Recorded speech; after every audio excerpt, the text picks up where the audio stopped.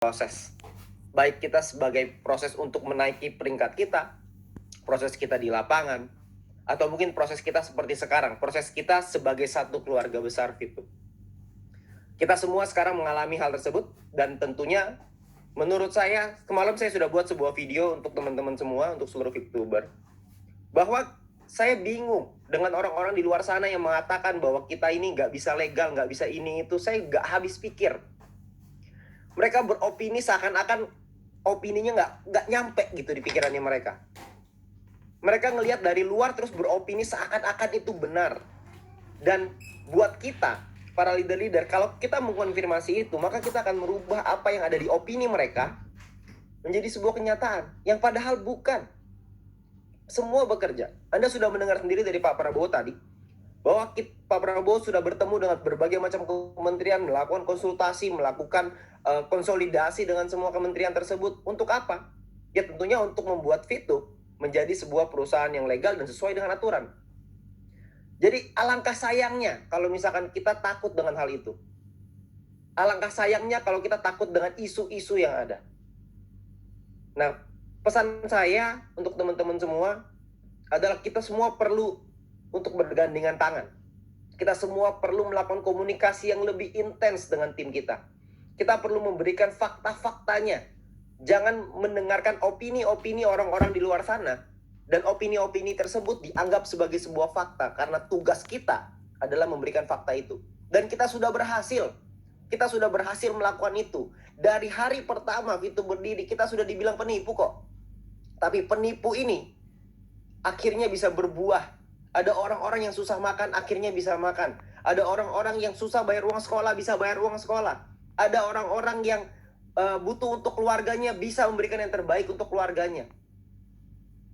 Ternyata penipu itu tidak bisa, haters-haters itu tidak bisa mengatakan kita penipu karena kita memberikan bukti. Nah, sekarang saatnya kita semua bersatu sekali lagi untuk membuktikan ke orang-orang di luar sana bahwa Fitup gak kenapa-napa kok. Yang ada, yang menurut mereka, Fitup ini kenapa-napa hanya di pikiran dan imajinasi mereka saja. Di kami semua di sini, kita semua yang ada di sini, saya yakin bahwa kita semua juga tahu kok bahwa Fitup ini pasti akan long live. Kita semua tahu itu. Dan kemarin juga saya sudah sempat bahas bahwa buktinya ada. Kalau orang tanya, buktinya mana? Legalitasnya diurus. Ya buktinya sudah jelas. Sudah sangat jelas sekali bahwa dari yang namanya ilegal berubah menjadi bisa dinormalisasi, itu progres. Itu yang namanya progres. Jadi kalau orang-orang di luar sana takut, tugas kita adalah berikan pemahaman kepada mereka. Kita jaga rumah kita ini bersama-sama. Jangan sampai kita yang pemilik rumah itu justru kita yang terpengaruh. Bapak Ibu sekalian, kita semua sering melihat hal-hal di Indonesia ini, banyak hal yang terjadi seperti yang Pak Noval bilang tadi ya. Ada banyak perusahaan yang di awal dengan inovasinya ditentang oleh banyak orang dan akhirnya berubah menjadi satu raksasa besar. Salah satu contohnya mungkin Pak Noval tadi ambil cerita Gojek. Kalau kita tarik lebih mundur lagi, 50 atau mungkin 60 tahun yang lalu, menjual aqua, air minuman di dalam botol, itu dianggap pekerjaan gila. Karena pada saat itu, air di dalam kemasan satu botol aqua itu lebih mahal daripada 1 liter bensin. Tapi pada faktanya, sekarang kalau kita mau beli aqua, kita mau beli air minum, kita selalu bilangnya aqua. Yang tadinya dianggap gila, yang tadinya dianggap gak masuk akal, ternyata berubah menjadi satu perusahaan besar. Nah, masalahnya adalah kita tidak bisa terlibat di dalam aqua. Kita tidak bisa terlibat di dalam perusahaan seperti Gojek. Tapi di Fitup ini kita bisa terlibat. Kita terlibat menjadi pemilik ekosistemnya. Jadi kita semua harus sama-sama paham bahwa untuk sebuah perusahaan, untuk sebuah bisnis bisa menjadi bisnis yang kokoh, tentunya kita harus melewati masa-masa itu. Namun saya sangat sayang sekali kalau ada teman-teman kita, ada saudara-saudara kita di Fitup yang ketakutan dan akhirnya melepas ini semua. Saya gak ingin itu terjadi. Karena ketika Anda melepas Fitup, artinya Anda melepas harapan yang ada. Ketika Anda melepas Fitup, maka Anda akan melepas suatu keputusan. Melepas suatu keputusan yang sudah Anda ambil beberapa bulan yang lalu.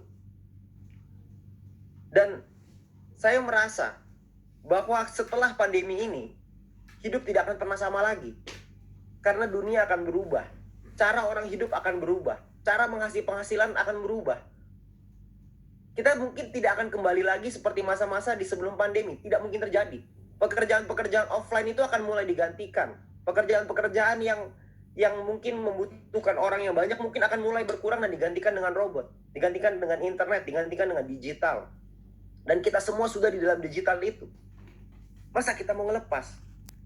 Jadi jangan sampai kita semua melepas itu semua.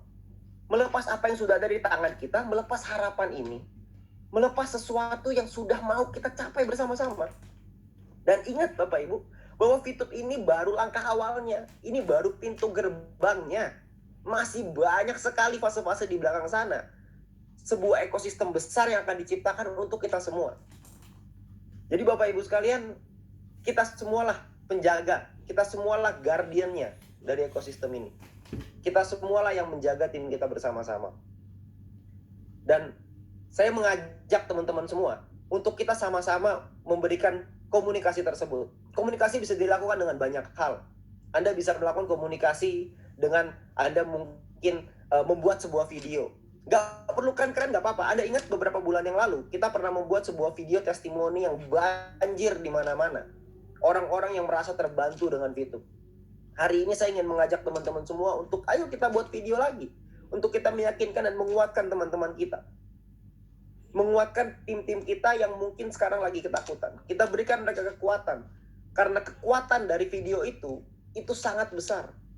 Kita bisa membuat itu. Ayo kita buat lagi Zoom meeting dengan tim-tim kita. Ayo kita ketemuin mereka, kita hubungi mereka. Kita sentuh mereka secara personal. Karena mereka butuh itu. Mereka butuh suara Anda, mereka butuh sentuhan Anda. Mereka butuh sentuhan Anda dan saya. Saya juga ingin meminta maaf sama seperti Pak Noval tadi, bahwa beberapa bulan belakangan ini, itu banyak sekali waktu yang dihabiskan untuk membantu masalah legalitas ini. Tapi saya berjanji bahwa saya akan lebih banyak untuk berada di lapangan bersama dengan Anda.